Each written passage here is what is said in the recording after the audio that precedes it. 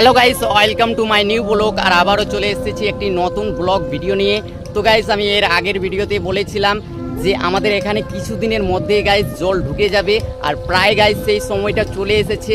আর একেবারে গাইস দেখতেই পাচ্ছ জল ঢুকে গেছে। আর এই জায়গাটায় গাইস আমরা স্নান করতাম, তো এখনও বর্তমানে গাইস লোকে স্নান করছে।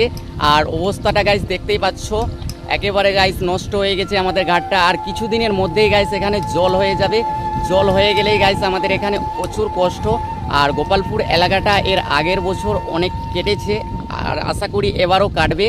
তো গাইস কন্টিনিউ ব্লগটা দেখতেই থাকো, আমি পিছনের ভিউগুলো দেখাচ্ছি আপনাদের। গাইস পিছনের ভিউটা দেখতে পাচ্ছ, একেবারে গাইস নদীটাকে একেবারে সমুদ্রে মানে কনভার্ট হয়ে গেছে যাকে বলে।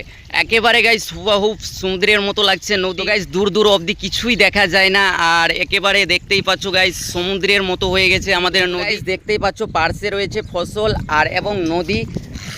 হালকা গাইস জল উঠলে আমাদের এখানে মানে বন্যা হয়ে। গাইস দেখতেই পাচ্ছ কিরকম অবস্থা রয়েছে গাইস আমাদের নদীর। এখানে আমাদের স্নান করার ঘাট ছিল, সেই ঘাটটাও ডুবে গেছে।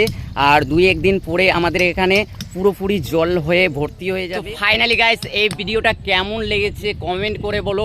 আর ভিডিওটা যদিও ভালো লেগে থাকে অবশ্যই আমার চ্যানেলটাকে সাবস্ক্রাইব করতে ভুলবেন না। আর পাশে থাকা বেল নোটিফিকেশানটাকে অবশ্যই অন করে রাখবেন। যখনই আমার ইউটিউব চ্যানেলে নতুন নতুন ভিডিও আপলোড করা হবে, তো সবার প্রথমে আপনাদের কাছে নোটিফিকেশান চলে যাবে। তো গাইস আজকের ব্লগটা এই পর্যন্ত।